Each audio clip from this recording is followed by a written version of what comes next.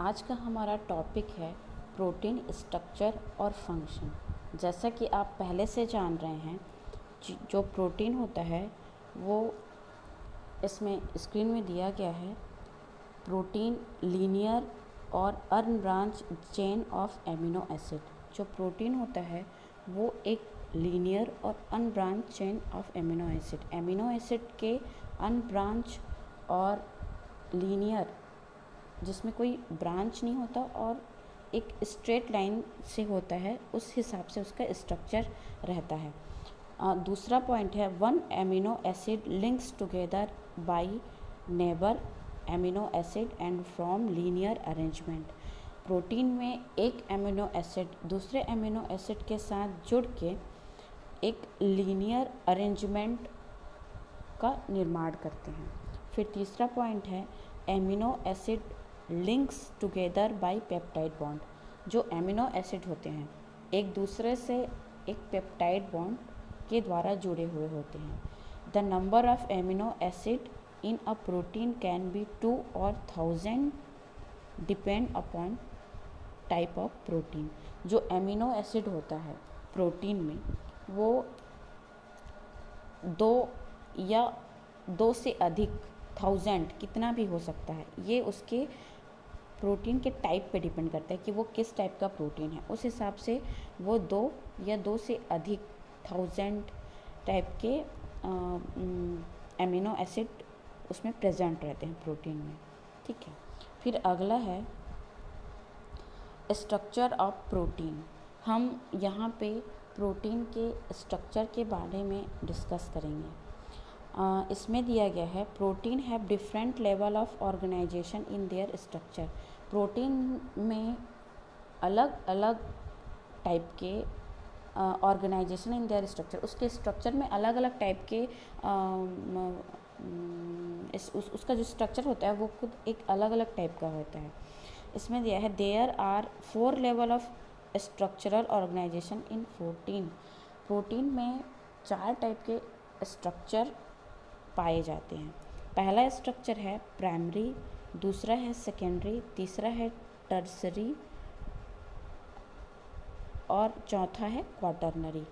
ठीक है, फिर अगले में हम देखेंगे पहला स्ट्रक्चर है आपका primary structure. Primary structure of amino acid when simply a linear chain of amino acid is present. जब प्रोटीन में एक लीनियर, जैसे कि आप स्क्रीन में देख सकते हैं, एक लीनियर चेन के रूप में अगर उसमें जुड़ा है प्रोटीन, आपस में एक सीधी श्रृंखला के रूप में जुड़ा है, तो उस टाइप का स्ट्रक्चर को हम प्रोटीन का प्राइमरी स्ट्रक्चर कह सकते हैं।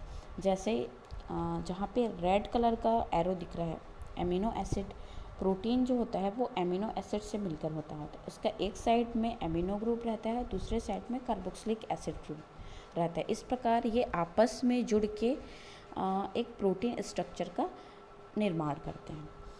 इस दूसरा डायग्राम में प्राइमरी स्ट्रक्चर और लीनियर पेप्टाइड चेन, जैसे कि आप देख सकते हैं, इसमें जो एन टर्मिनल है और जो एन टर्मिनल और सी टर्मिनल, 2 टर्मिनल आपके स्क्रीन में दिखाई दे रहे होंगे। इसमें क्या है कि जो प्रोटीन है वो उसके एक स्ट्रक्चर, 2 स्ट्रक्चर, 3 इस तरीके से एक सीधी श्रृंखला में जुड़े हुए हैं। और जब सीधी श्रृंखला में जुड़े हुए होते हैं तो उनके बीच एक पेप्टाइड बॉन्ड पाया जाता है। ठीक है, तो उस पेप्टाइड बॉन्ड के द्वारा ही वो एक सीधी श्रृंखला में जुड़े हुए रहते हैं, एक सीधी श्रृंखला में। तो इस टाइप के स्ट्रक्चर को हम बोलते हैं प्रोटीन का प्राइमरी स्ट्रक्चर। ठीक है, फिर अगला है सेकेंडरी स्ट्रक्चर। सेकेंडरी स्ट्रक्चर में इसमें दिया गया है when linear chain arrange in a particular manner it forms structure like seat और एंड हेलिक्स। इस स्ट्रक्चर में जो प्रोटीन है वो एक सीट के समान या हेलिक्स के समान, हेलिक्स मतलब आप जानते हैं एक कुंडली टाइप का आकार, कुंडली नुमा आकार रहेगा, और सीट मतलब जैसे चादर बिछा रहता है उस तरीके से एक सीट दिखा है हेलिकस। आपके स्क्रीन में उसका स्ट्रक्चर दिखाई दे रहा होगा आपको समझ में भी आ रहा होगा कि शीट और हेलिक्स किस तरीके से होते हैं। तो अगर प्रोटीन में जो एमिनो एसिड्स होते हैं उनका स्ट्रक्चर वो आपस में इस तरीके से हेलिक्स और शीट के समान जब वो शीट के समान जब दिखते हैं तो ये स्ट्रक्चर कहलाता है सेकेंडरी स्ट्रक्चर ऑफ प्रोटीन। फिर है टर्शरी स्ट्रक्चर। टर्शरी स्ट्रक्चर में when two secondary structure like helix and sheet is present together in it forms tertiary structure। जब अभी हमने पढ़ा सेकेंडरी स्ट्रक्चर ऑफ प्रोटीन, उसमें क्या था कि उसमें हेलिक्स के समान या एक शीट के समान स्ट्रक्चर होता था प्रोटीन में, लेकिन इसमें क्या हो रहा है कि इसमें दो हेलिक्स या दो शीट आपस में जुड़ गए। ठीक है, तो जब दो हेलिक्स और दो शीट को आपस में जोड़ दिया जाता है तो जो स्ट्रक्चर हमको प्राप्त होता है उसको हम बोलते हैं टर्शरी स्ट्रक्चर ऑफ प्रोटीन। इसमें दिया गया है sheet make interaction with another sheet और हेलिक्स। इसमें क्या होता है कि टर्शरी स्ट्रक्चर में जैसे कि आप देख रहे हैं इस तरीके से घुमावदार नुमा एक स्ट्रक्चर है, जिसमें क्या होता है कि इस स्ट्रक्चर में जो अगल बगल के ग्रुप्स होते हैं, ठीक है, वो क्या करते हैं, एक दूसरे से इंटरेक्शन करते हैं, चाहे वो हाइड्रोजन बॉन्डिंग के थ्रू इंटरेक्शन करें या कोई जनरली फोर्स ऑफ अट्रैक्शन उसमें काम करेगा, तो इस तरीके से उनमें एक इंटरेक्शन होता है। तीसरा पॉइंट है helix can make interaction with another sheet and helix. तो ये जो हेलिक्स होता है वो दूसरे हेलिक्स से या शीट के साथ वो क्या कर सकता है, इंटरेक्शन कर सकता है।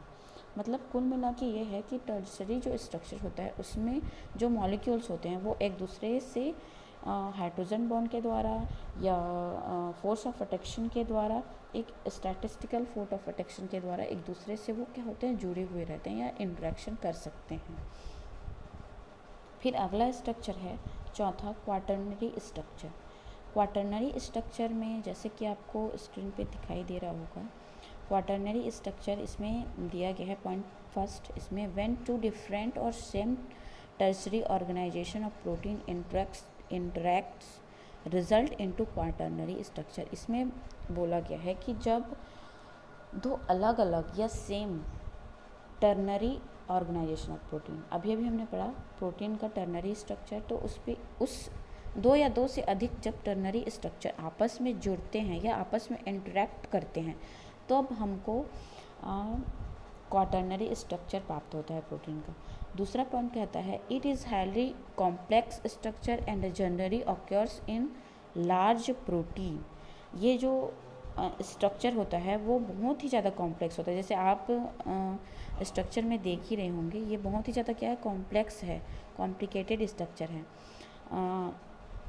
आप लोगों ने पढ़ा होगा हीमोग्लोबिन, हीमोग्लोबिन भी एक तरीके का प्रोटीन ही है और उसका स्ट्रक्चर बहुत ही कॉम्प्लिकेटेड होता है। ठीक है, तो ये इस प्रकार का ये क्वाटर्नरी स्ट्रक्चर होता है। फिर है अगला हम पढ़ेंगे function of protein. Function of protein में हम देखते हैं कि पहला पॉइंट है protein food sources, fish, egg, dairy milk, legumes, meat, इन सभी में इसका यूज़ किया जाता है। आप डेली जितने भी प्रोडक्ट्स होते हैं जैसे फ़िश, एग, आप इसको खाते हैं तो एक मतलब खाने के सोर्स में भी कहीं ना कहीं प्रोटीन हमारा पाया जाता है, जो कि हमारे बॉडी में भी इसका फंक्शन आप देख सकते हैं। दूसरा पॉइंट है on the basis of biological importance protein are of following type. Biological importance के बेसिस पे जो प्रोटीन होते हैं वो इस टाइप के जो नीचे दिए गए हैं वो सभी को कंटेन करता है। पहला है स्ट्रक्चरल प्रोटीन। स्ट्रक्चरल प्रोटीन जो होता है वो है, इसमें दिया गया है responsible for growth and repair of body tissue, so called building block of body. जो प्रोटीन होता है वो हमारे बॉडी का एक बिल्डिंग ब्लॉक कहलाता है। क्योंकि ये ग्रोथ और रिपेयर के लिए जितने भी हमारे बॉडी में टिश्यू होते हैं उन सभी टिश्यू के ग्रोथ और रिपेयर के लिए प्रोटीन बहुत ही इम्पॉर्टेंट होते हैं। इसमें दिया गया है अल्फ़ा कैरोटीन जो कि हेयर और नेल्स में पाया जाता है। ठीक है, ट्यूबुलिन ये माइक्रो ट्यूबुल्स ऑफ सिलिया फ्लैजेलिया इन सभी में ये पाया जाता है। आप बायो के स्टूडेंट हैं, आप ज़्यादा समझ सकते हैं इसको। ठीक है, तो इस प्रकार से जो प्रोटीन होता है वो हमारे बॉडी टिश्यू में बहुत ही ज़्यादा इम्पॉर्टेंट रोल प्ले करते हैं। फिर दूसरा है एंजाइमेटिक प्रोटीन। प्रोटीन जो होते हैं वो biocatalyst which speed up rate of chemical reaction in living cell. जो बायोकैटालिस्ट मतलब आप जानते हैं एंजाइम एक तरीके से हमारे शरीर के लिए बहुत ही इम्पॉर्टेंट होते हैं और ये एक कैटालिस्ट की तरह काम करते हैं, जो कि हमारे बॉडी में जितने भी या फिर जितने भी लिविंग सेल होते हैं उसमें जितने भी केमिकल रिएक्शन होते हैं उनको बढ़ाने के लिए ये हमेशा यूज़फुल होते हैं। जैसे एमाइलेज, पेप्सिन, ट्रिप्सिन, लाइपेज, ये सभी एंजाइमेटिक प्रोटीन होते हैं जो हमारे बॉडी के लिए बहुत ही इम्पॉर्टेंट होते हैं। तीसरा है hormonal protein. Hormonal protein chemical messenger which control and coordinate activates of living body. जो chemical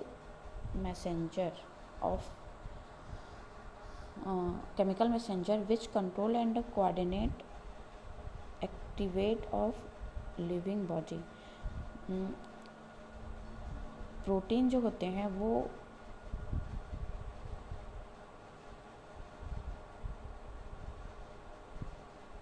chemical messenger which control and coordinate activities of living body. Living body में जितने भी एक्टिविटीज़ होते हैं तो उसके केमिकल मैसेंजर के रूप में कार्य करता है, उसको कंट्रोल करता है।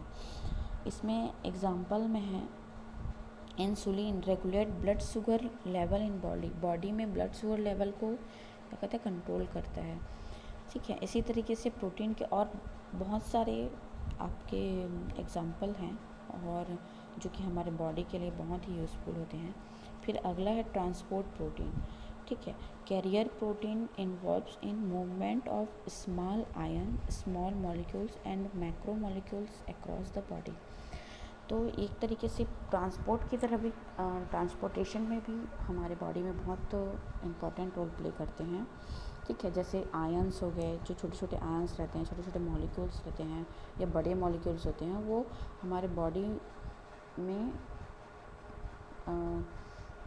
मतलब एक कैरियर की तरह काम करते हैं, जो एक इस स्थान से दूसरे स्थान तक उसको कैरी करते हैं। जैसे कि haemoglobin in RBC transport O2 and CO2। ठीक है, जो रेड ब्लड स्कारप्लेस होते हैं उसमें हीमोग्लोबिन जो होता है वो भी एक तरीके का प्रोटीन है जो कि ऑक्सीजन या कार्बन डाइऑक्साइड का ट्रांसपोर्ट करता है। इसी प्रकार से बहुत सारे एग्जांपल्स हैं आपकी स्क्रीन में दिख रहे होंगे।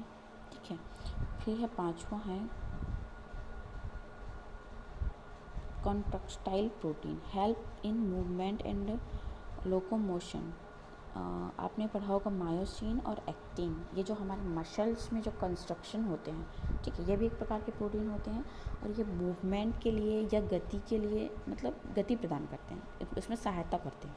ठीक है, एक तरीके से उसमें यूज़फुल होते हैं। फिर छठवां है visual protein help in vision, so found in retinal cells. कुछ प्रोटीन ऐसे होते हैं जो कि हमारी आँखों में पाए जाते हैं, जैसे कि इसमें दिया गया है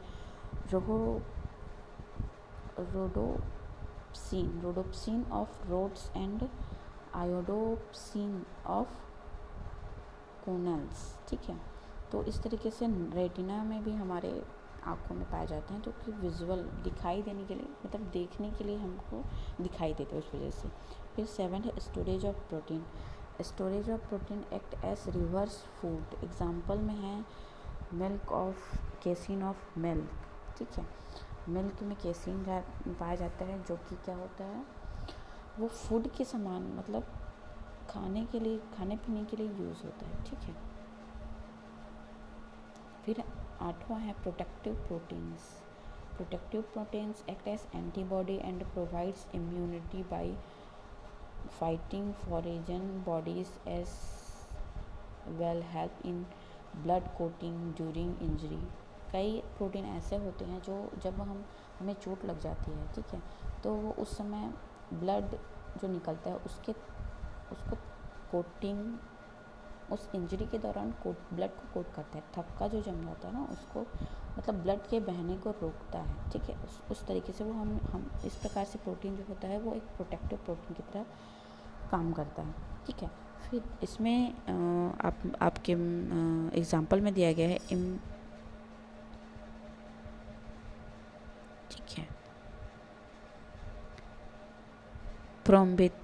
prothrombin and fibrinogen of blood में प्रोथ्रोम्बिन और फाइब्रोनोजन पाया जाता है जो कि हमारे ब्लड में थक्का जो जमता है उसमें हेल्प करता है। फिर है रिसेप्टर प्रोटीन और ग्लाइकोप्रोटीन विच बाइंड्स